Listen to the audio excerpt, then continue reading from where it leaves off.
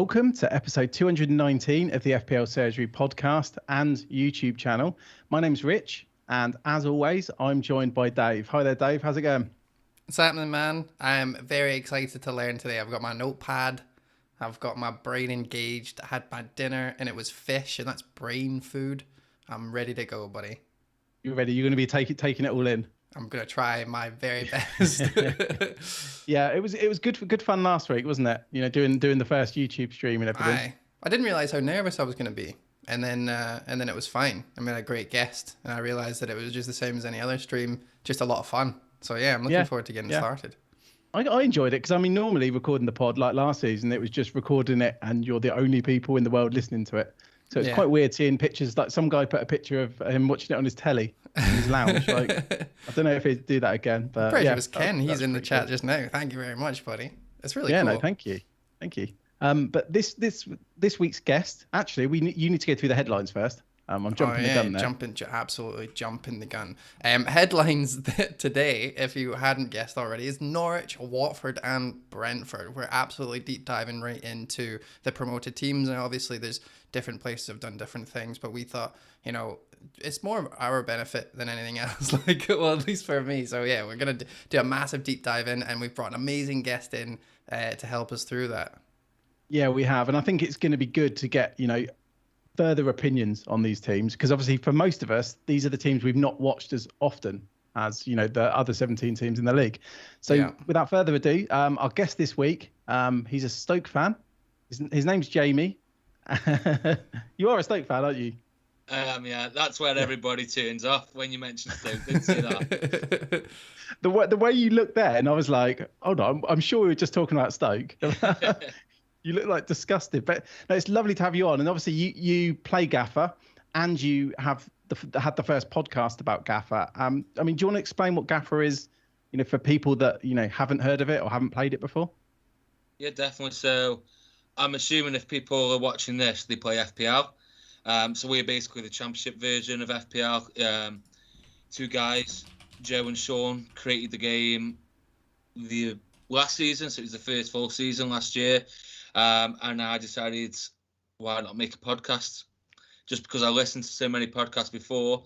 I just like talking about football. Obviously, I watched Championship, so yeah, it just went from there. Yeah, does the scoring? So I've never played GAFFR, and I am considering playing it this year, but it's just obviously the time. But is the scoring like exactly the same as with FPL? No, there's some similarities, but there's quite big differences, which makes it a bit more fun. So, for example, clean sheets, you get first half clean sheet and then a second half clean sheet instead of just one clean sheet. So, you know, if you get burned by a 90th minute goal against you, you've still got that first half clean sheet. That's quite cool. To be fair, there's quite a lot of differences. So we have different boosts as well, so you can score a lot more points. So with the clean sheet, because obviously I guess we're going to get into the scoring of these players last year. So with a clean sheet, obviously in FPL that's 4 points. Is it 2 points per half? Effectively? It is, yeah. 2 and 2, yeah. Nice, brutal. That's brutal though, because you can get a first half clean sheet wipe out as well. I guess like injury time first half. Wait, does that matter? So if you get a clean sheet in the second half but not in the first half, do you get 2 points? You get 2 points, yeah. Oh, that's a belter. That's like getting out of jail free, isn't it? Yes, it does sound fun. I guess the difficulty is there's more teams you've got to learn about. And then all the best players, we were talking obviously before we started recording, all the best players either get sold or get promoted. So the landscape must change like quickly. Yeah, massively, I think, because it was a new game last year. Everybody piled in to Brentford because they just missed out on promotion the season before.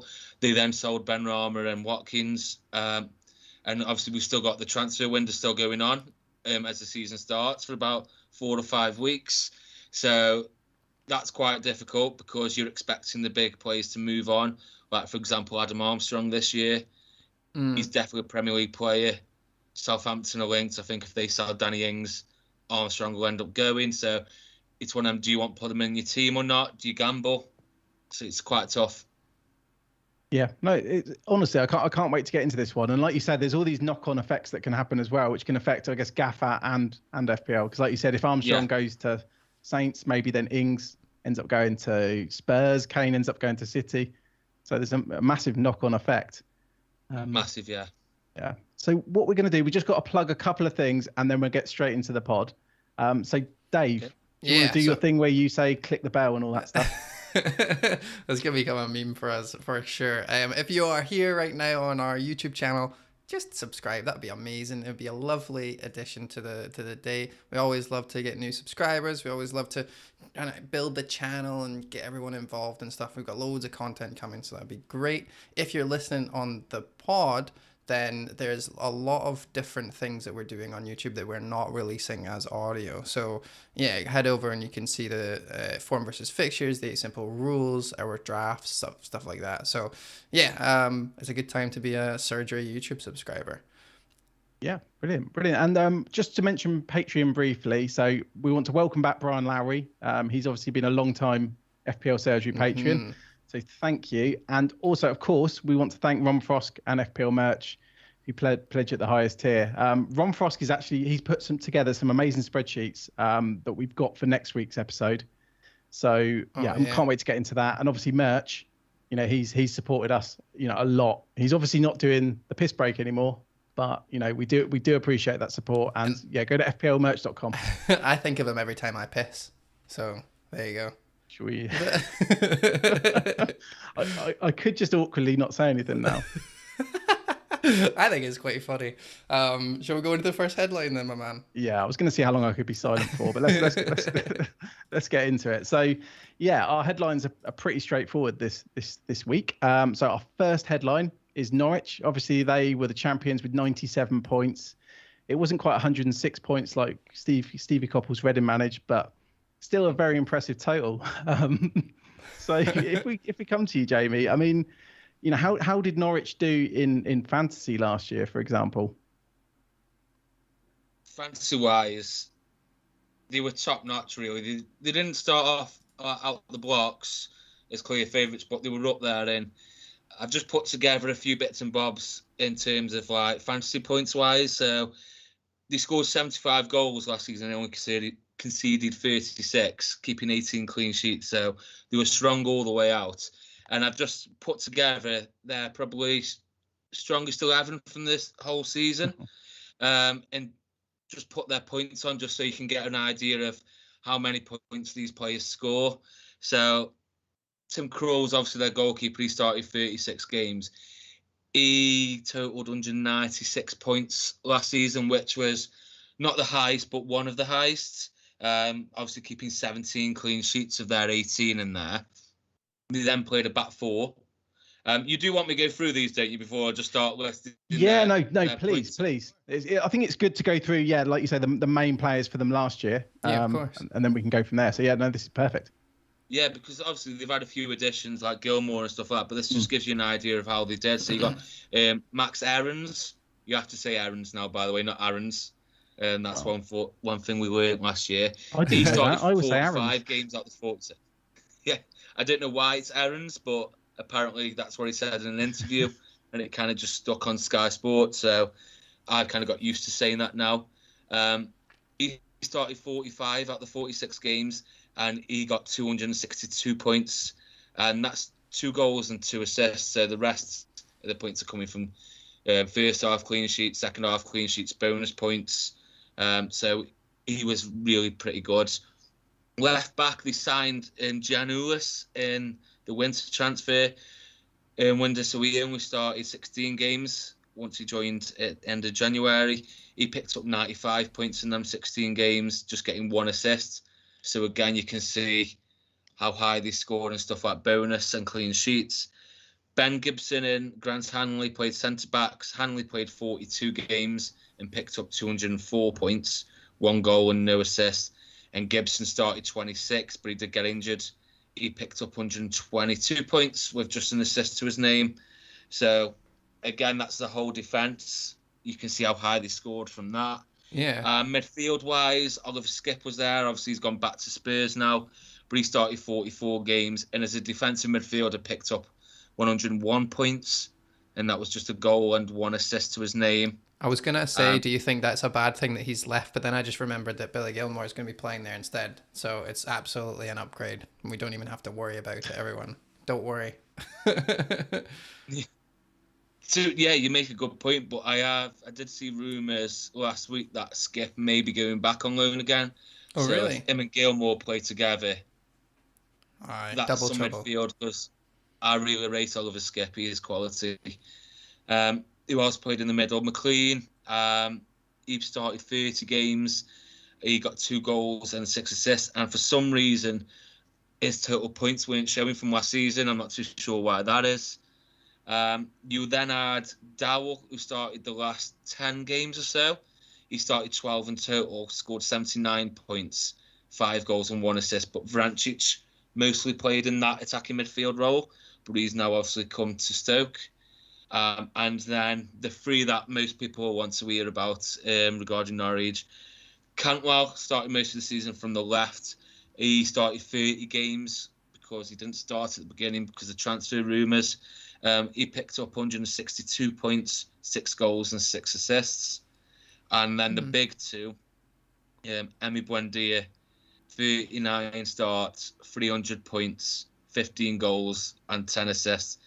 He was something else, Emi Buendia was. He was unbelievable.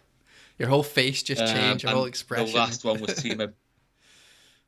Yeah, Buendia was just a joy to own, really was. And the last one was Timo Pukki, 39 starts, 281 points, 26 goals and 4 assists. Oh, it's such a shame about Buendia going to Villa. I mean, I'm sure Villa fans won't agree with that because he was putting up, like, he didn't put up good FPL points 2 years ago, but he was putting up, you know, good expected stats. It's such a shame, but I mean, I guess that it's good for Villa. One question I had, obviously you mentioned that Gibson was injured at the end of the year, and I can't pronounce his name, but I'm going to try. So Omon Bandielli. I remember he played. I mean, obviously I'm a Reading fan, so I remember playing them. I think it was the second last game of the season, and he was playing then. Yeah. I mean, it was purely because of injury that he'd slid into that back line? Yeah, 100%. Gibson and Hanley were absolutely class throughout the season. Probably both would maybe have made team of the year. They were really good partnership. I'm glad you tried to pronounce his name because I definitely can't. I'm horrendous pronouncing names. But yeah, he came in and he was dirt cheap as well because at the beginning of the season, you know, I hadn't even heard of him. So then when he came in, he looked okay. And you probably know FPL Badger Mar. Yep.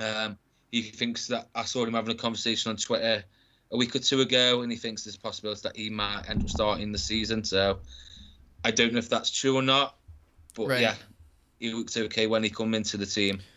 But they were flying at the time. I was when Norwich was here last time, I was obviously Cantwell was cheap enough that a lot of people decided to own him for a bit, and he did okay. He was kind of in and out teams, and then when Norwich dropped off, you know, the only people who had him in their teams were people who had other things to do with their transfers. But then you just read out his stats there: 6 goals, 6 assists, if I remember correctly. Was that a bit of a letdown? In I mean, it's decent. It's okay. Like 12 goal involvement is not bad. But like when he left, I was kind of sad that I wasn't going to be able to watch him anymore. But my question is really just like, should he have done better? I think if he'd played the full season, you know, I think he wanted to move when they first went down. Mm-hmm. So he missed the start of the season because we didn't know what was happening with him. Yeah. He then had injuries throughout the season as well. So he wasn't a letdown in that way because of the amount of games that he played. But right. I understand what you're saying. I think if he had a full season, he would have scored a lot more points because he was really good to watch. Yeah, okay. So it's more like we're expecting big things still. Because I know there's a lot of people that as soon as Norwich, their fixtures turn in game week 4, I think, for FPL, eventually we're going to hear like, oh, what about Cantwell? Because obviously they don't have Buendia anymore. Pukki's going to be number 1, but then, you know, it inevitably happens that players are going to want to start covering people. So yeah, Yeah, I was thinking it's about a it. funny one with Norwich because, like we mentioned last week, obviously they won the league. They were the best team in the league last year. But Yeah. from an FPL point of view, they've got bad fixtures to start with. But it is interesting, just seeing maybe what players people will look at, down the line. I mean, just going back to the defenders, Jamie, was there a standout defender who got like plenty of assists or goals, or was there not In terms really? of goals or assists, no. Aaron's had the most with 2 goals and 2 assists. But when you watched him play, you wouldn't believe he was a right back. You've got fullbacks who play high anyway, like Trent Alexander-Arnold, stuff like that. But when you watched Aaron's, he did look like he was playing right wing, which allowed Buendia to obviously come inside. I think he's the best option by far because he's going to create chances a lot more. Grant Hanley is obviously going to be a threat from set pieces. He didn't score that many last season. He only got 1 goal all season, which is quite a shame, really, considering his height and presence in the box. Gianoulis, obviously, this was his first season in English football. He came in late in the winter transfer window, so he might be one to watch. But yeah, Max Aarons for me, definitely.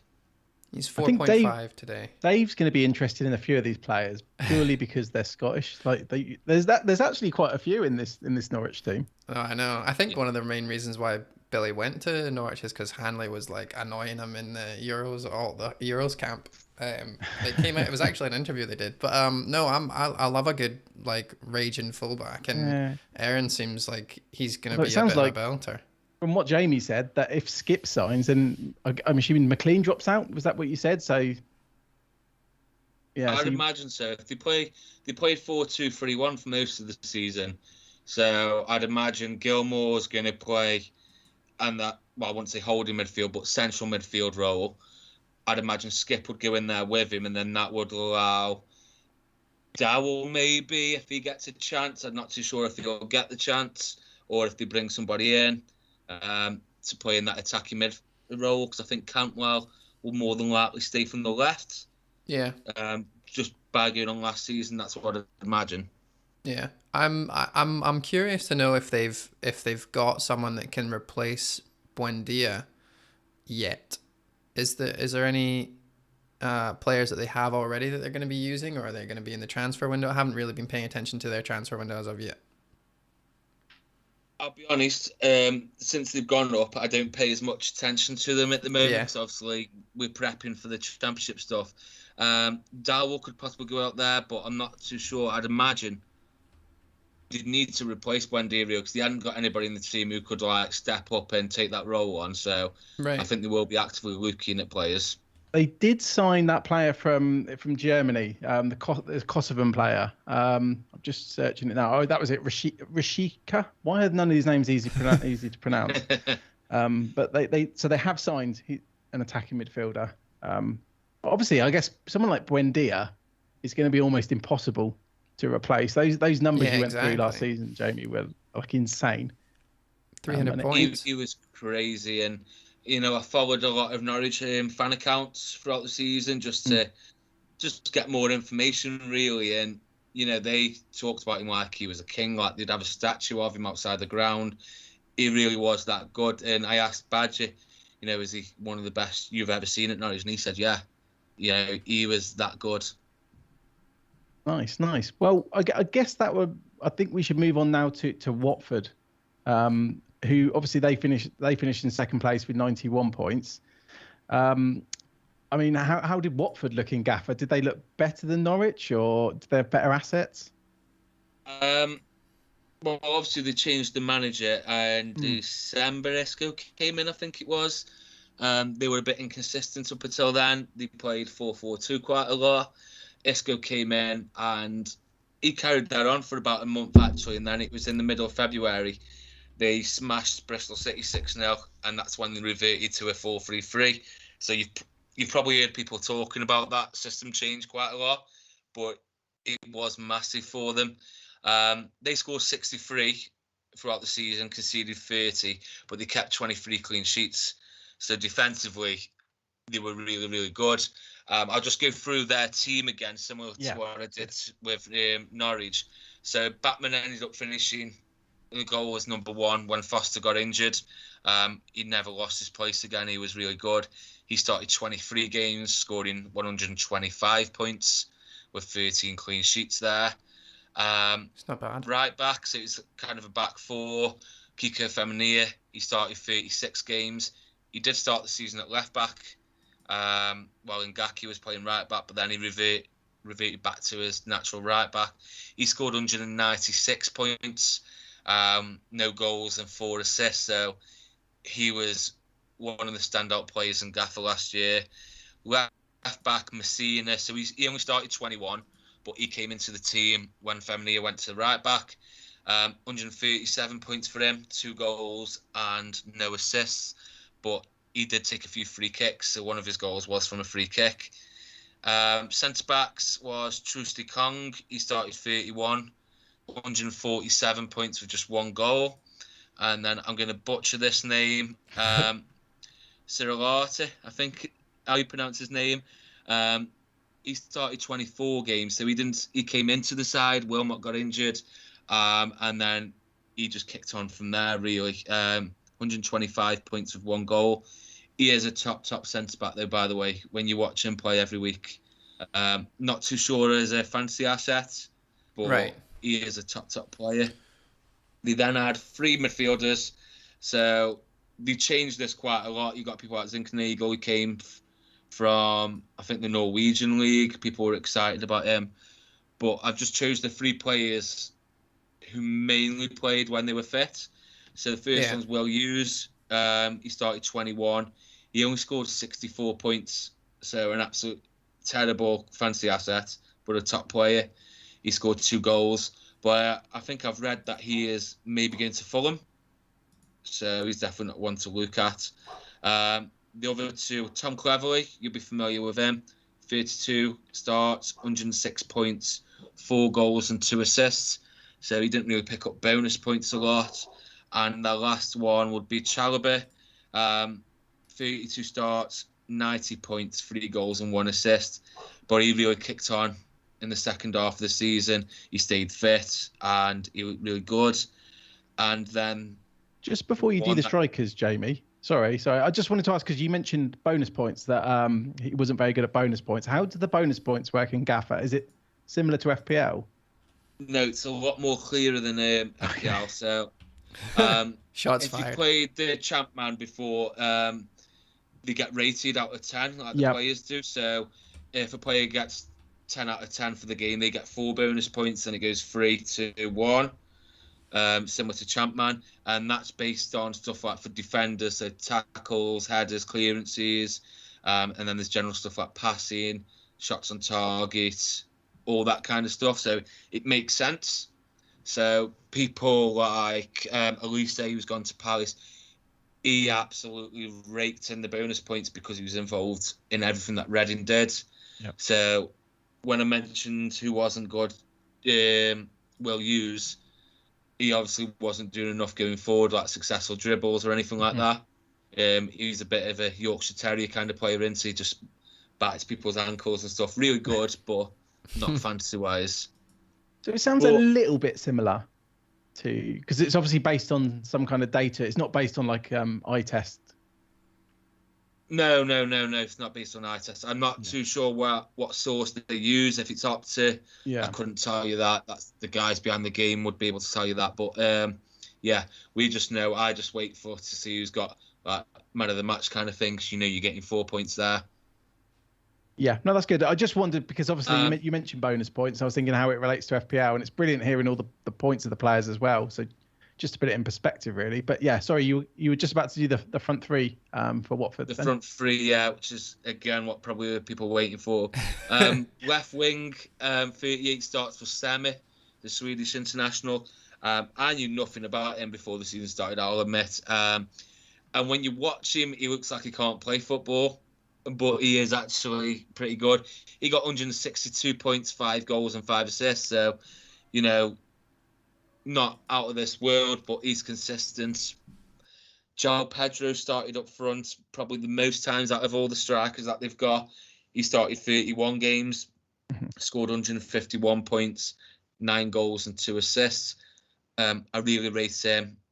His English is coming on as well, so I think he's adapting to English football a lot more now. But one thing to be wary about, at times, I don't know why, but he played as a number 8, so in that middle three. Right. I don't know if that was due to injuries or whatever, but he did play there. So just watch out for that.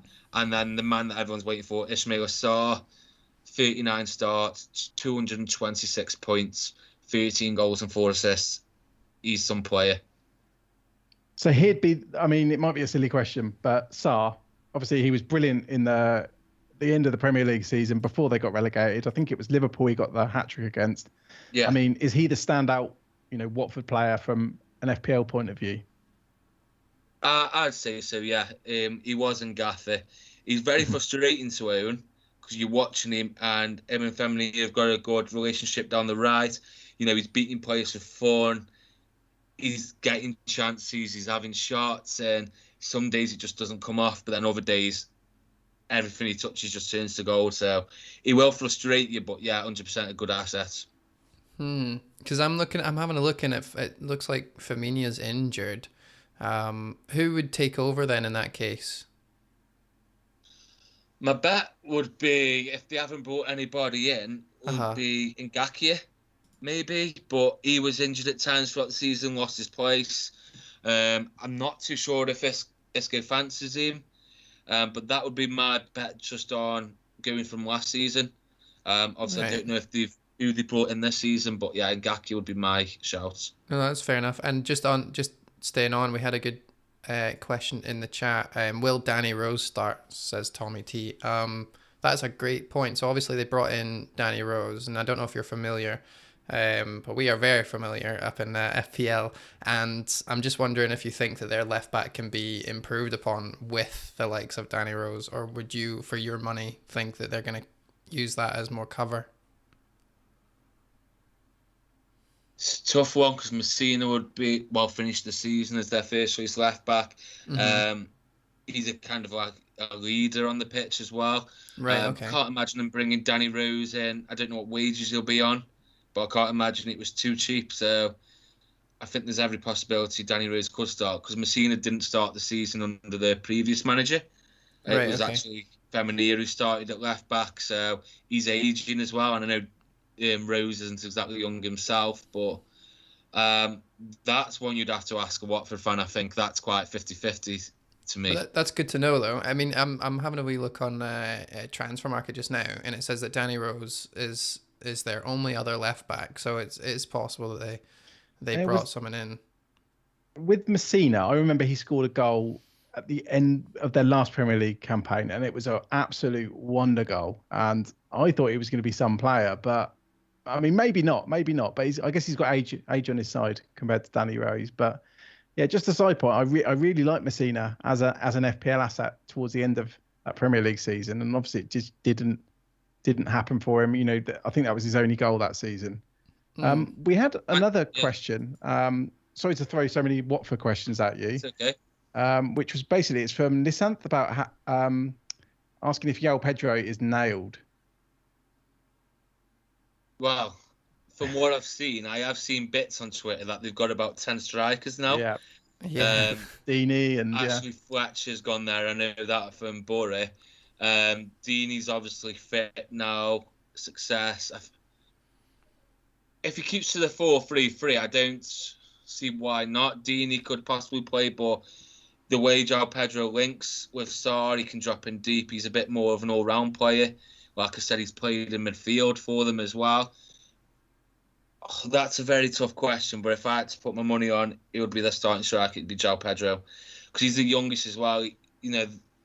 That's where the money is in him. They could resell him in 2 years' time and make an absolute fortune. He is a really good prospect. So I think it'll be João Pedro. Nice. There you go. Nice. We won't hold you to that. I'm going to. No, don't, please don't. No, I'm going to. I'm going to put him on my team right now.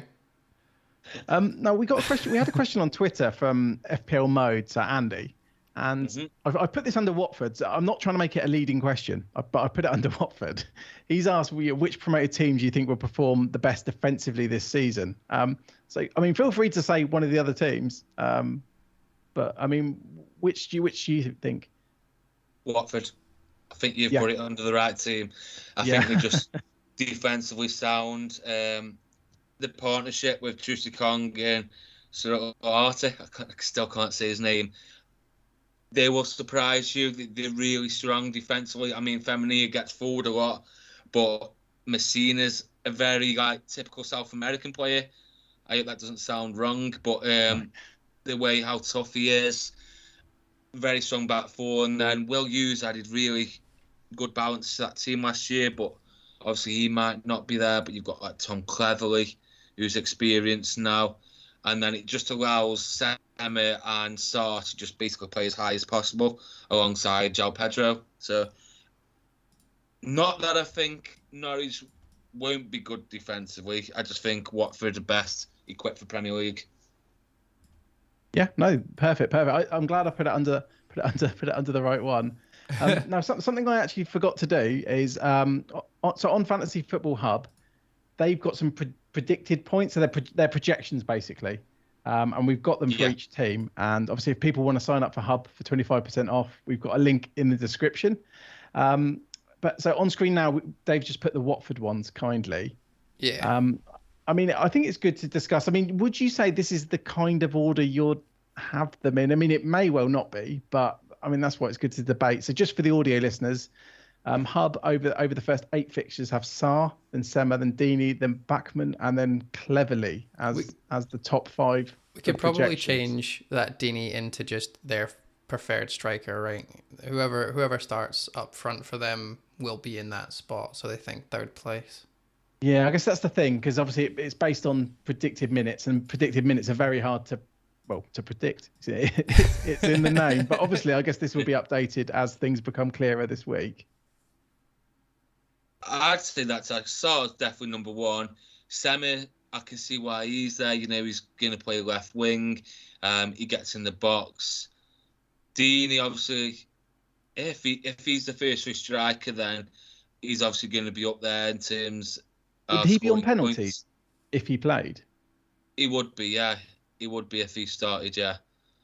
Bachmann, yeah, I'd have Bachmann over the defenders apart from Feminine, but obviously Dave said he's injured at the moment, so I wasn't aware of that. Yeah. But I'd say Feminine is the best defensive asset, but Bachmann definitely second choice for me if I had to choose one of them.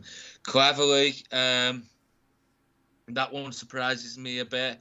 What did he get? 4 goals and 2 assists, which isn't bad. Yeah, I wouldn't have Cleverley as an asset myself, but the other 4 seem to be spot on.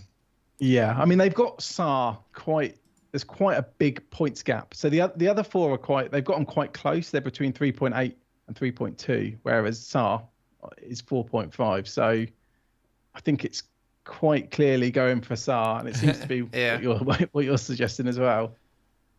Yeah, he's back. Everything goes through Sarr. I mean, he's one of them players that you'd love to have at your own club. He's one of them who'd get you on the edge. You see, he gets it on the right flank, and he's miles away from the goal, but you know something's going to come. He's going to drive at the fullback. He's rapid. Yeah, he's good assets actually. I'm getting more and more into him as we go on. Actually, yeah, you sound really excited. I mean, I'd love to have him at Reading because then we might have a chance at beating you on Saturday. Stake, but I wouldn't go that far, Rich. They're so cheap too. That's the thing. Like Watford right now is the difference. Me having Sarr on my team, other than the 6.5s that we've got, it seems like at least 40 of them that we can choose from. But if I put Sarr on my team, it means I can upgrade a striker, any of the 7.5 strikers to Calvert-Lewin. That 0.5 that you can save is so high. But Rich, do you think that it's worth having him in over like who we've been talking about today, even Buendia? Who's that? Sorry, Sarr. Sarr, yeah, because he's only 6. Like they've done it perfectly. I'm not really 100%. I've started considering him more because I mean, obviously I like Sarr as a player, but because he was quite high in Mikhail Tokvan's algorithm, Oh yeah. And he's cheap. He is cheap as well. What I don't want to do is, because we're speaking to Jamie last night, and obviously Jamie, you've not even opened FPL yet, which I actually really like that, because it's almost like you're not tainted, as in, because this time last week I'd only just started like having a look and stuff, and I just feel once you start looking at all the prices and stuff, it can change your opinion. So it's kind of why I like that you might not know all the prices and stuff. I know we got these ones on the screen, but oh, that's a good point then. So in regards to, I guess you could probably include Buendia in here as well. Who would be your ultimate kind of midfield that you would take from at least the promoted teams that we've been talking about? If I had to choose 5 midfielders from the 3 teams. No, even just like your top 2 or top 3. Saw Buendia. Well, obviously he's at Villa now. That's no problem for us. We can still pick him. Saw definitely 100%. Yeah. Buendia, and that is it. Yeah. Those 2 would be the only ones who would win. I will make an FPL team at some point. I think once GAFFR starts this weekend and the first weekend's out the way, it gives me a week to think about FPL. But Saw and Buendia would be the only ones who I'm considering from the promoted clubs. Jamie, if I had to push you, gun to your head, you had to pick one of those, who would it be? If Buendia stayed at Norwich, it would have been Buendia. Good answer. Saw. Yes. He's their main man. We've just saved 0.5 million. That's perfect. But should we get on to the third headline? So obviously that's the team that won the playoff. And I mean, they did finish third, and they were clear of Swansea as well. I think there was like 6 or 7 points clear of Swansea. So it was quite nice to see Brentford, finally get promoted. And I do prefer it, except when Reading are in the playoffs, that the team finishing third, actually gets promoted, because I do think it's fairer. But Jamie, I mean, how did Brentford look, for in GAFFR and generally, really? In GAFFR terms, they were frustrating, because with it being the first season, Brentford were the team everybody was talking about. Everybody was saying they're favourites. They just missed out on promotion. They're going to win it this year. So their players were priced quite highly. Yeah. Watkins and Benrahma obviously left early on, so we were left with Mbeumo and Ivan Toney coming to the team. So somebody who wasn't championship proven was leading the line, so I wasn't sure what to expect, put it that way. Overall, though, obviously they got the job done, and I'll go through their players now just so you've got an idea of what they did fancy-wise. Cool. So they scored 79 goals, so they weren't shy of scoring. They conceded 42 there, which is more than the other 2 teams that went up, and kept 17 clean sheets. So the goalkeeper's Raya. He started 42 games. He was injured early on, missed 4 games, I think, where Daniel started. He kept 16 of them, 17 clean sheets. He's one of them keepers that would frustrate you only because he likes to play out from the back and take risks. And he got caught out a few times last year. Right back was Dalsgaard for 3/4 of the season, but he's now gone to the Danish team that beat Celtic the other night. I can't say the name. He's gone back to Denmark. Yeah. I thought I'd drop that one in. So Rasmussen started the last 10 games of the season. He got 2 assists in them 10 games. So he came from nowhere. I didn't know a lot about him before he played. Left back is Rico Henry, so you'd expect him to play left back this season, or left wing back. He started 30 games but got injured at the end of February, and he didn't come back until the playoffs, where he come on for half an hour in the semi-final. He scored 152 points in them 30 games, 1 goal and 2 assists, which I was quite surprised when I saw that, because he is very attacking, and for some reason I thought he scored more than that, but he didn't. Centre-backs, this is, by the way, when they were playing a 4-3-3, and I'll explain after. They did change formation, but while they played 4-3-3, when fit, Ethan Pinnock and Janssen are the first choice centre-backs. So Pinnock played 39 games, scoring 173 points, 1 goal, 1 assist. And Pontus Janssen only started 23 because he was injured a lot. 113 points, no goals, no assists. He came into the team towards the end of the season. Right. Midfield 3. This is quite hard to put together because they rotated like hell, especially in the central areas. So I've got down Janelt because he started 36 games, 101 points, 3 goals and 3 assists. Also then Jensen, who started 35. He got 168 points, which is a lot more than Janelt. 2 goals and 7 assists. So he created quite a lot. And then the third player, he will be first choice, but he was injured from the end of February, I think it was. De Silva, he started 26, 116 points, 5 goals and 4 assists. He's by far the best option of not one of the attackers, if that makes sense. Right. Front 3, left wing Sergio Canos, 33 starts, 209 points, 9 goals, 8 assists. He played left wing back quite a lot when Rico Henry got injured, when they reverted to a different formation. Right. And he Good to know. also rotated quite a bit. Embuemo, right winger, so he's the one that we were expecting the points from because he was brilliant with Benrahma and Watkins. He started 37 games, 191 points, 8 goals and 10 assists. So that might sound weird when I say he was disappointing, considering he got 10 assists and 8 goals. But I think it was the expectations of what we had from him. Yeah. And then the main man, Ivan Toney, 44 starts, 330 points, 31 goals and 10 assists. So, wow. Just before you go on, Rich, just make you aware about the change of formation. The last 7 games, they changed the formation to a 5-3-2. So Norgard joined Janssen and Pirik in the back 3.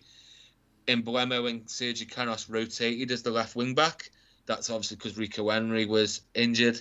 Rasmussen went in at right wing back, but Tariq Fosu-Henry, he played most of them games when they changed formation, either as a number 8 or mostly as a number 10. He was really good, to be fair. I wish he'd played more. And Marcus Force played up front with Tony because he played 2 up front. He scored 3 in the last 10. So that helps a little bit. Yeah, it does. I mean, with Embuemo, he's been classified as a striker in FPL. So, like you mentioned, so is he? In the playoff final, I think he was up front with Tony. Is that right? But then Canos, you're saying, can rotate with him? Yeah. So during them last 7 games in the run-in, Embuemo was playing left wing back, and then Sergio Canos played there. So it was kind of like them 2 rotating in that formation. Obviously, they were just doing a job there because of Rico Henry. But I have seen stuff on Twitter about, are you sure Embuemo is a striker? Because I've seen people saying he's an out-of-position player. Yeah, I could actually be wrong there. You are wrong. I was waiting for a lull.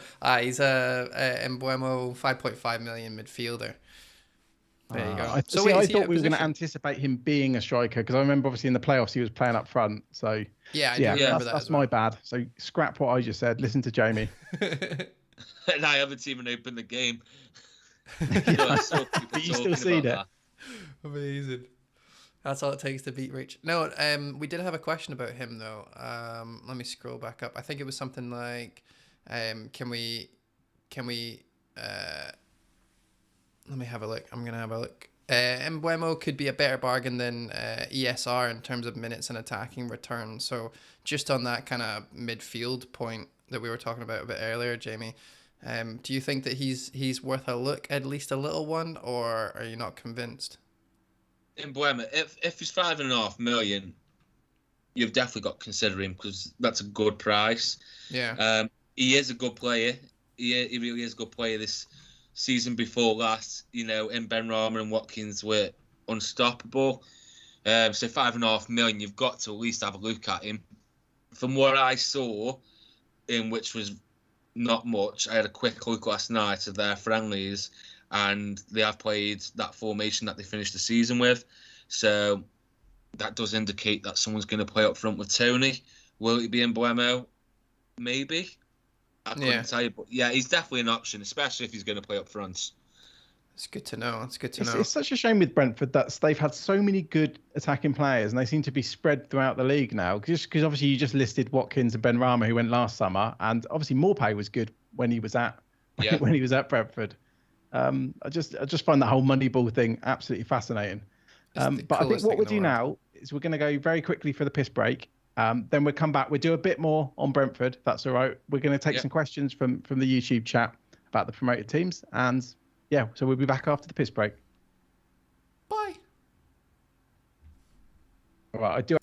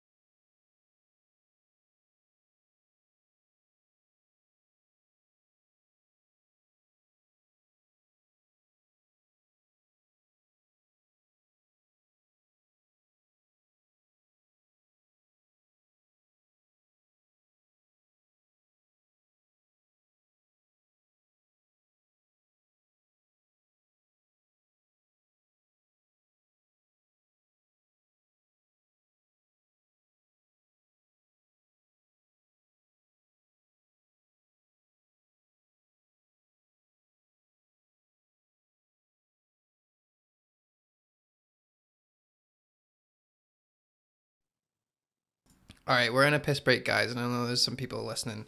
And Rich is just back. Rich is just back. I was gonna actually ask some questions while you're away, just like a wee piss break kind of exclusive. But you're here now, so I might as well just begin. Are you ready? How was your pee? I don't know if we're muted or not. We are not. Okay, I'm not gonna say anything. Amazing. All right, give me 2 seconds. We'll get this back on the road. All right.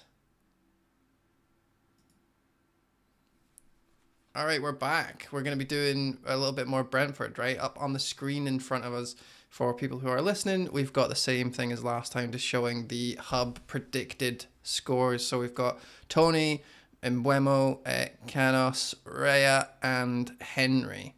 So that is a forward, a midfielder, goalkeeper, and defender. What are your thoughts on this order, Jamie? Tony, obviously, yeah, number one. Can't argue with that. Mm-hmm.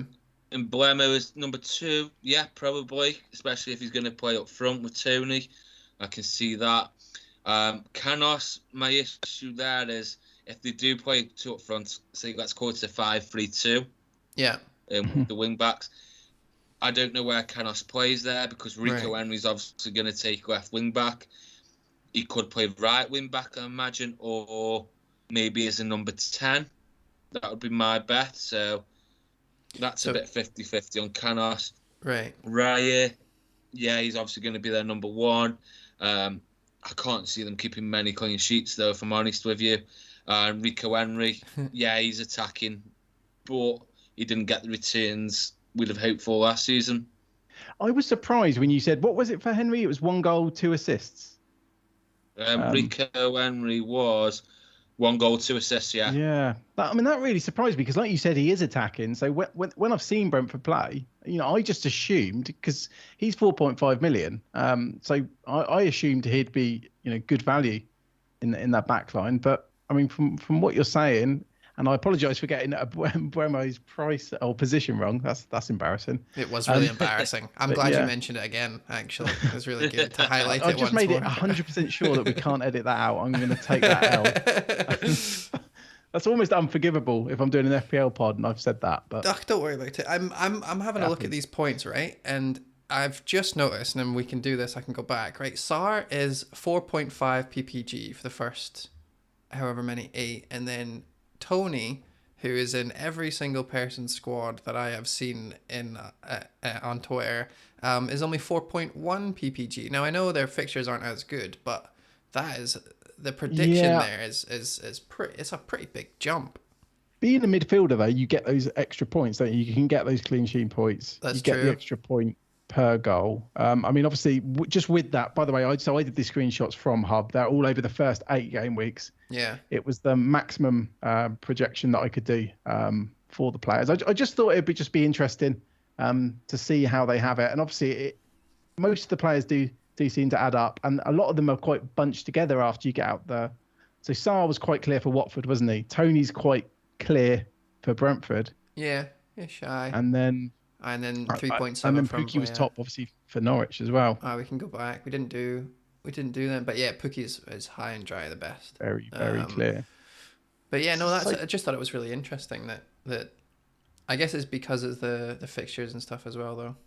But yeah. Yeah. What you've got to bear in mind, though, as well, the difference for us is I'm comparing Rico Henry as one of the premium defenders last year. Really expensive, so you expect a lot at that price.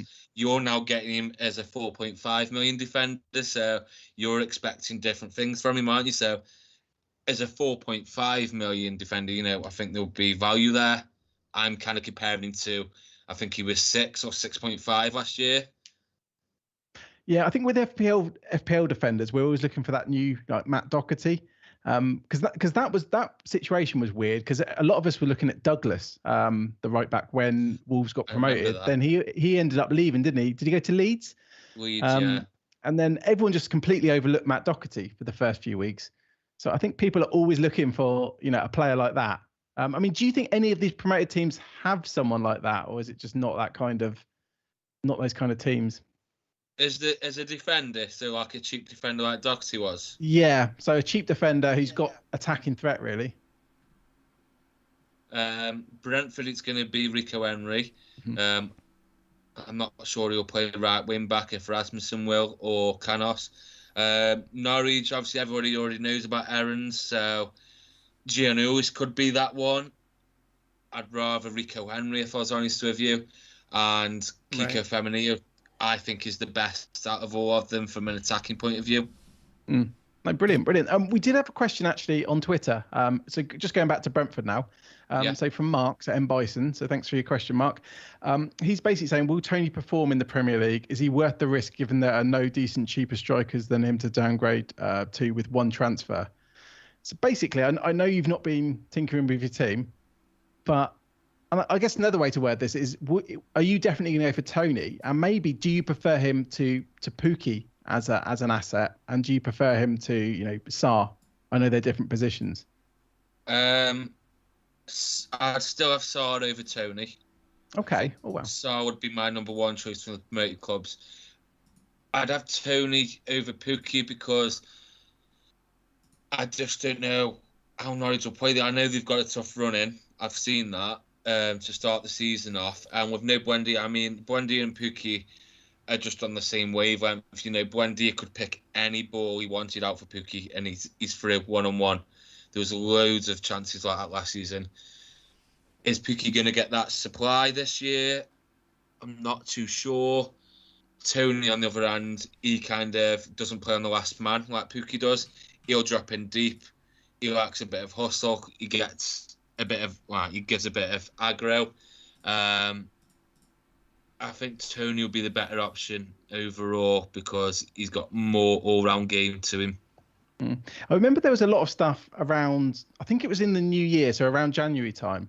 And I saw a lot of stats about Buendia and Pookie in the Championship, that Buendia was assisting basically most of Pookie's goals. So yeah. I really like that point you make there, because I'd actually forgotten about that until now. But yeah, there was a lot of articles, and like I said, that was at Christmas. So it could have changed even more since then. And also, I find it very interesting you say you prefer Sarr over Tony. And this goes back to me saying I think it's quite a good thing you've not looked at the FPL site yet, because I think a lot of people, so Tony's he's approaching 50% ownership. Everyone seems on Twitter, he's close to 90%. Like everyone seems to have Tony. And people get, this FOMO, fear of missing out. So I find that interesting. You can sit back and you prefer Sarr to Tony. I mean, I guess the one thing is, so we mentioned Deeney would be on penalties if he played, but if he doesn't, would Sarr be on penalties? Yes, but I'm not 100% sure on that. But yeah, no, of course. I'm trying to. No, I'm holding you to it. Think back, because I own Sarr quite a lot of season, and I might be proven wrong, but I want to say yes, it is Sarr on penalties. So Pedro wouldn't be, because obviously if it's Deeney, a lot of people who wouldn't be watching would just expect it to go to the next striker, or then I guess if Sarr's been doing it in the past. Sarr. Oh, that makes me feel it's interesting because I think proved wrong there, but I'm 90% sure it's Ismail Sarr on penalties without Deeney there. A big reason people like Tony as well is obviously we know 100% he's on penalties, and he got so many penalties last season. I mean, the playoffs. 9? I think it was 9. Yeah, I think. That's a lot. Off the top of my head. That was like Pogba's season.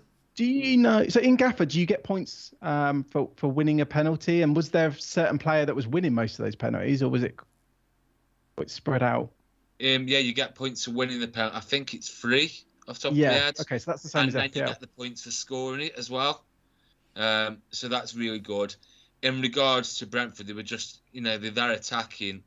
Mm-hmm. You got Emblemo running into the box, Kainos, Fosu Henry. It was kind of mixed, but Tony, he's one of them horrible players, similar to like Diego Costa, Suarez, them kind of players.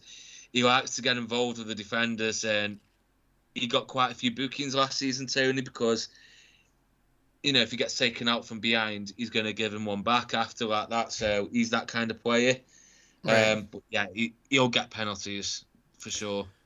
I had a question from the YouTube chat, actually, I wanted to bring up. Tommy T, again, great question, buddy. How did Brentford start in the Championship last season? So that is, the question there is obviously because everyone's going to try and start with Tony, or they're worried about not starting with him, like Rich said. How were they out of the gate? Not the best out the gate, and they were like that the season before as well. Oh, really? If I remember rightly, they lost to Birmingham, first game of the season. They then won, I want to say Middlesbrough, might be wrong, and then drew with Millwall. Right. They were quite slow, and I predicted that right because they did that the season before, so I didn't go on the Brentford assets like everybody else. I didn't triple up, and they proved me right. Did it affect Tony's output? Tony, he was, I want to say, they lost to Preston when they got his first goals. And I think that was 4 or 5 games in, maybe, something like that. Okay. He scored 2. I think they lost 4-2. I think Tony scored them both. And then he just went off from there then. And that's when everybody was like, shit, we need Ivan Toney in the team. Can you swear, by the way? Absolutely not. And we are disgusted at that. That's all right. Ridiculous. No, don't worry about it. Yeah, everybody owned Ivan Toney then. That's so interesting. I'm going to have a look. Because obviously, that basically you've just done it where you've saved me loads of money in this pod, because that means that I can go from Tony to Pedro, and there we go. And then I've got Sarr. I feel like I'm just gonna have loads of Watford players after this podcast, which might not be the best. Rich, I feel like you're quite João Pedro over Ivan Toney. I'm definitely not doing that. No, but at least for the start of the season until Brentford get going, right? Okay. I think Dave's very easily manipulated, not in a bad way. Just like last week, we had obviously Irons on, Luke on, and Dave was putting out drafts with 3 West Ham players. That's true. That's true.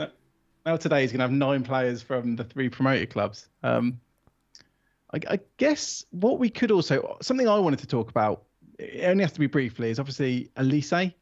Obviously, he played for Reading. He's now a traitor and he's gone to Palace due to a minimum release clause. But you mentioned earlier he was good at bonus points. And obviously he got a lot of goals and assists as well. So, I mean, how many... I don't know if you have this data prepared actually, because I didn't even ask you before. No, I don't. No, don't worry. I mean, I haven't got my phone either. I mean, would you agree with me? I mean, because I think Olise, I think he could end up at a Champions League club. I don't think he's there yet. And I mean, because last season a lot of his assists were from corners. So at Palace, I don't know if he's going to be taking corners, etc. But I do think talent-wise, he's got everything to go right to the top. Right to a top 4 club, Champions League club. You were lucky enough to watch him at your team. I'm quite jealous. Yeah, but I didn't get to watch him much live because obviously that is a massive shame. Actually, yeah. The guy is unbelievable. I didn't even know who he was. I heard that he'd played a few games at the end of the season before last, so he might make a few appearances. He was priced at 4.5 million in GAFFR, I think it was, so it was ridiculously cheap. So people just put him in just to sit on the bench. Oh, the guy! I agree with you. He should have gone to a Champions League club. No disrespect to Palace or any Palace fans that are going to listen to this. He could have done so much better. I was generally expecting someone like PSG coming for him. It's just because he's obviously French anyway. He'd have made some noise. You'd have known about him. And I just thought if they'd signed him and they could have just loaned him out for a season, maybe 2, and then develop him into the team. But yeah, Palace, great business by them. They're going to make some serious money from Olise. Yeah. Good no, player. they are. And it's surprising because obviously we had Omar Richards as well. I don't want to make too much about Reading. We had Omar Richards as well, and he obviously went to Bayern Munich. So there were Bayern Munich scouts looking at Reading. So I'm surprised that they didn't then go, oh, we might pick up Olise as well. Especially because of the release clause. They would have known about it. They'd have contacted his agent. They would have been aware of that price. I'm very shocked. Yeah. Yeah, me too. I just had to mention him, and I do think he could be good for Palace. He's priced at 5.5. Just a lot of his fantasy returns. I think he's a very good real life footballer, and a lot of his fantasy returns were because of corners. I just remember lots of assists from corners. But should we get into some questions, maybe from the chat, to do with the promoted teams? Yeah, go for it. So I've got a few here. If Brentford struggles at the start, then is it better to go for Mbeumo rather than the likes of Tony without losing value or while losing value? So like you said, that Brentford kind of, they don't get started right away. It takes a few games for them to get going. Would you look elsewhere in regards to that strike force that they potentially have? Or are you Tony all the way? It doesn't matter. I'd look at Mbeumo. What was he? 5.5 midfielder. Yeah, he's a million cheaper. I mean, what are you losing if you go for Mbeumo? You could easily have him on your bench to see how they go on. If they do pick up a few points and they look good, you could easily bring Tony in. I think what the issue you've got though is this is where GAFFR's different to FPL. We have player price rises, but it's based on performance, not ownership. Oh, I like that. That's the best one so far. So you haven't got to worry about who people are buying. The problem is if Tony's as high-owned as you say, Rich, he's going to rise quite quick, and if you haven't got him, you're going to miss out on that probably 0.2 rise, I'd imagine, early on. Yeah. Yeah, no, I'd have thought so. I would have thought so. Or it could go the other way. Yeah, it can. I mean, prices at the start are so volatile. That's why I think it's so important talking about these promoted teams, because they're the cheapest players in the game. So it's good to be aware of ones, even if we're not going to start with them. It's nice having a bit of knowledge. If someone scores, like Mbeumo, for example. I mean, obviously, I didn't even know what position he was in the game. It's nice to have a bit more information and know what to expect. No, that's good. Another question from me actually is that do we know 100% what the goalkeepers are going to be for each team then? Because you did mention that was it Foster lost his place, and Foster right now is the highest owned 4.0 goalkeeper. So I did a Rich there. Are you confident that he doesn't get his place back there? Yeah, Rye is definitely going to be number 1 for Brentford. Kroll will be number 1 for Norwich, and everything I've seen and heard indicates Batman's going to be number 1. Yeah. There were some rumours linking. I don't know how reliable they are. Linking Backman to Ajax. Wow. Yeah, but I don't know how true it is. But I guess then in that situation, they've got Foster ready to come in, haven't they? And happily he'll be the first choice. Yeah, I'd imagine Backman. Yeah. All right, fine. I've still Foster's in there in my team just holding that 4.0 position just in case. You can't make every question about your team. Like... Yeah, you guys had no idea what you were getting into when you hired me in for the surgery. Shall we go into the Twitter questions? And I think we've also got a Patreon question as well. Let's do it. So the first one we've got is from Nuclear Atoms on Twitter. So basically, this could apply to GAFFR, it could apply to FPL, but which style is better to implement from the early game weeks, aggressive or go-in template?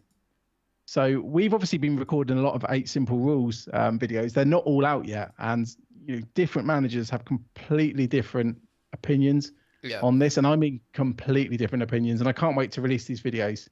For example, someone like Abdul, spoiler by the way, someone like Abdul, FPL Salah, plays the complete opposite to late riser. But that's not really a shock. Yeah.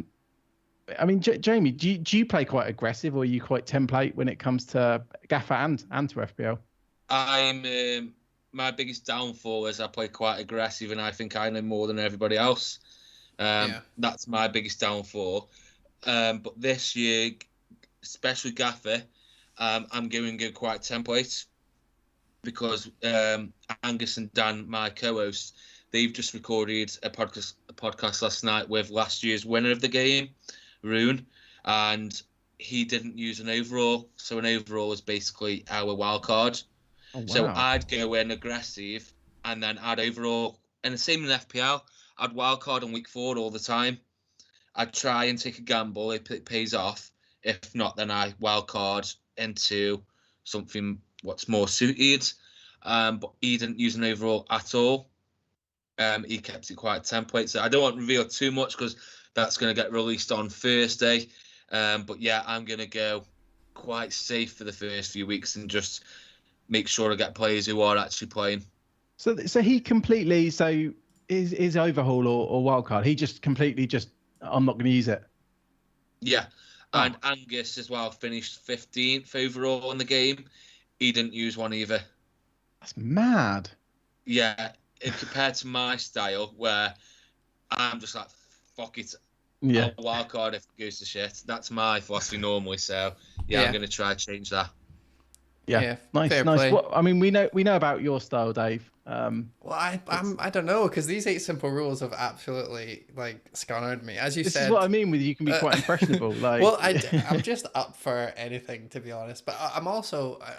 These managers that we're talking about are they're so up for a laugh.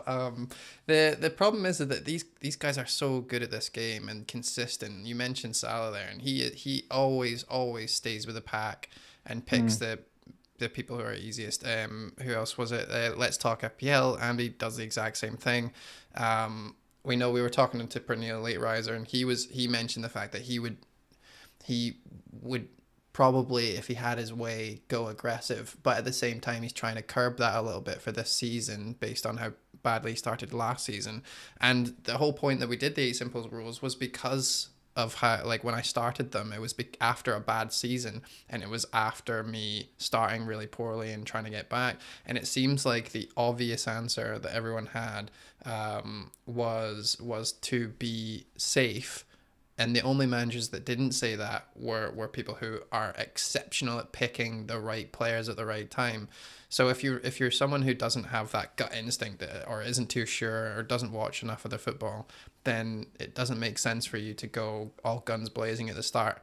However, I do have Bowen, Buendia, Sar, Joe Pedro, and Aaron's in my team at the moment. So we'll see how it goes. Oh, good. You know what I find I do as well, Rich, quite a lot is when I've missed a player, like you mentioned Doherty earlier on, when I've got in my head they're not going to do very good, it won't last for long, I'll be overly stubborn with it and then refuse to bring them in. So I'm kind of going against everybody. And I think this year in FPL I'll do better because I'm not in the FPL community, so I haven't got that to look at to go against people. That's my biggest downfall as well. I can relate with that, but I sometimes do it with players like not just budget players. Like I've done it with like Bruno Fernandes before, just like it won't continue. I can be quite stubborn. So personally, I'm going to try and be a bit more, like you were saying, be a bit more template this year. Yeah, sorry, we'll I was just going to jump in and move on real quick. But did we talk about this before we started the pod or just after? Someone, Kenneth asked in the chat, who is still in Championship, who might end up in the Premier League before the deadline and can be a hit in FPL. I know we talked about Armstrong, but was that during the pod? Yeah, Jamie mentioned Armstrong because obviously that was where that was that knock-on effect. That's fine. It's just for the viewers. And it wasn't after the pod, Dave, because that would be in the future. No, I mean after we started. But no, is there anyone else though? That's a good question. Is there anyone else you can think of, Jamie, that might actually jump up, that you're expecting a transfer that might be doing well? Not that I'm expecting anybody, but obviously you've got the teams from the relegated teams. So like Pereira's definitely leading West Brom, and you all saw him last year. So I won't talk about the relegated clubs that much, but Kiefer Moore at Cardiff, I think he would do an absolute job for someone in the Premier League, especially someone who's struggling if he joined in January because he's an animal in the air. I've backed him to be top goal scorer this season in the Championship just because of Cardiff's style of football. I really wish they went up because they would have caused the stir in the Premier League. I think it would have been Stoke 2008 again. Yeah. So I was backing them. Kiefer Moore, I'm just trying to think off the top of my head of the teams. Olise's obviously left. Seems like they've been gutted already. Where did he used to play? No bias, because it's Stoke, but Nick Powell is an exceptional player for Championship level. If he stays fit again this year, I have no doubts he'll play in the Premier League. No doubt about that. It's funny with Nick Powell. It feels like he's been around for ages. Forever, like, absolutely ages. All right, we've got a question from Mad Hatter in the Patreon. Thank you very much. Patreon.com/FPL surgery. This is a very silly question, and I can't answer it because I don't drive. But when you're driving and looking for an address, do you turn the radio volume down? There you go. Do you do that, Jamie? Because I know I do. I do it as well, and I feel like it's just safety. I don't know why. It's just, you need to concentrate. I can't. Actually, yesterday I wasn't listening to the radio, but my partner was on the phone, and I was taking to Whitland to the cricket club, and this cricket club was an away game, and it's on the back of somewhere, so it's like if you miss a turn and you've missed it, and I was like, I put the phone down on it because I couldn't concentrate. I've got to go. Amazing. Yeah, it's one of these weird things. I wish I might Google it after the show to find out why. Because even when I was parking, when I got back from work earlier, I'm like radio completely down, fully concentrating. You panic, don't you? Yeah, but I live in it's a really quiet road, so no one's around. I'm not going to hit someone, but yeah, just have to do it. And it was quite a straightforward. I was just parking I even do it if I bay park, like in an empty supermarket. Yeah, no wonder you picked this question. You got a lot of strong feelings about it. Amazing. Yeah, I'm assuming it's just because you've got other things to be concentrating on, and that radio is not going to turn itself off. But I think that I'll do that as well. Do you guys just move it back to football a little bit? Do you guys watch with the sound off ever? Watch football? Yeah, with the sound off. Weird. Right, okay, just me. Because I feel really weird. Well, it's just so annoying. See, when I think it was when Amazon started doing some of them, you could turn the commentators off, and that was the best thing that had ever happened. Yeah, to but that's different. And I still find it weird. I don't mind the kicking and stuff. Sorry, go for it. Like my dad he'd mute the telly and put Radio 5 on. He'd do it with cricket as well, but even that's strange because it would be out of sync, so you would have this commentary that's 10 seconds delayed. Yeah, no, I just absolutely hate listening to the commentators, and not only that, but it's distracting.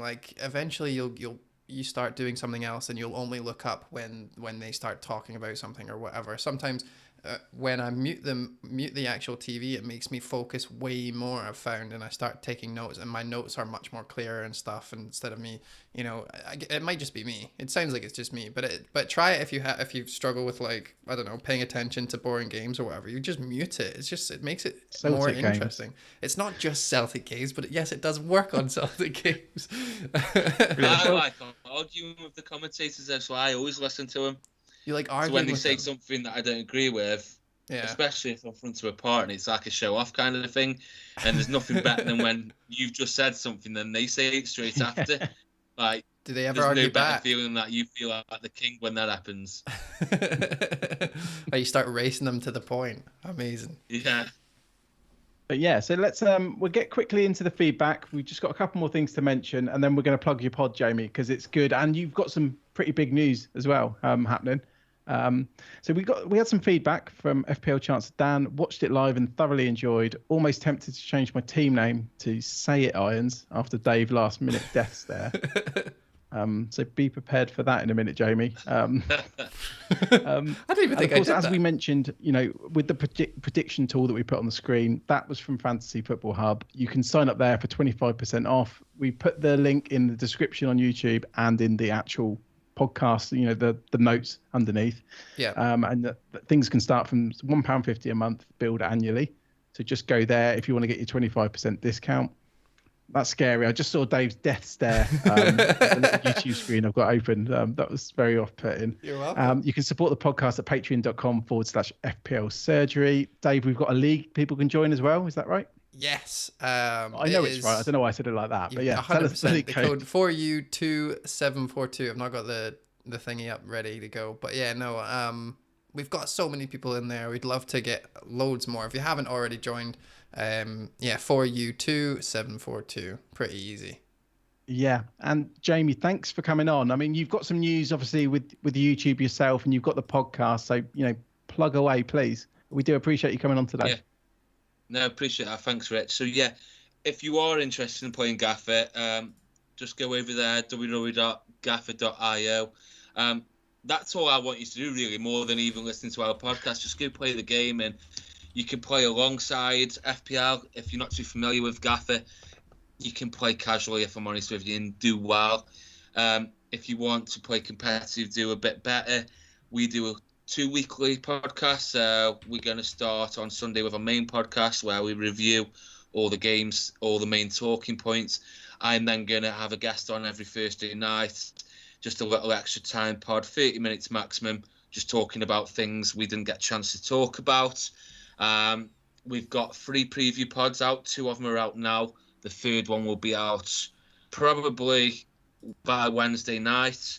That's just previewing each team, and we kind of like the knockoff Planet FPL, if you want. We've got correspondents from each team in there who gave us all the information to use.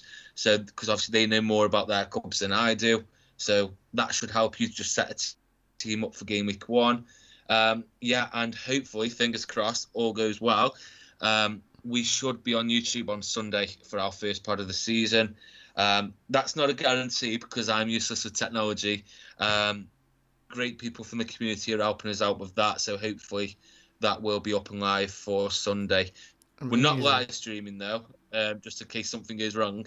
We're just going to be recording and putting it onto YouTube and then onto Spotify and all other major audio platforms. That's good. No, I'm looking forward to seeing it. And I guess the good thing with not live streaming and just recording ahead of time is if you mention someone's player position incorrectly, you can just delete it. And no one ever knows. Yeah, no mistakes like that on our pod, Rich. No, thank you, Jamie, for coming on. And I wish I could wish you good luck for Stoke on Saturday, but I can't do that. But good luck after the Reading game. No, my first home game in 18 months, and we are gonna dick you, Rich. So I'm not going. I'm watching it on telly. But yeah, amazing. I'll remember this. I will remember this. All right, thank you everyone for thank you Jamie for coming on. You have absolutely ruined my team, but in an absolute great way. Thank you everyone for watching on YouTube, listening on the pod. We will be back next Monday with another very special guest for our last pre-season pod. Like I said at the start of the podcast, we have loads of awesome YouTube content, so check that out. And of course, if you haven't already, please subscribe. Thank you very much again, Rich. Yeah, and we'll be back. We should mention we're on Tuesday today. We will be back next Monday, and we aim to do Mondays in future. We probably should have communicated that clearer. And that sentence. Obviously, thank you to everyone for joining us in the chat. Also, I don't know why I'm still on tiptoes to see the chat better. That's a bit weird. It looks great. So it looks good. I'll just leave it with up the pod. Up the pod, guys. Jamie.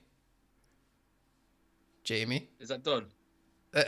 Yeah, thanks. He's trying to make you say up the pod. Oh, amazing. Bye, guys. Cheers.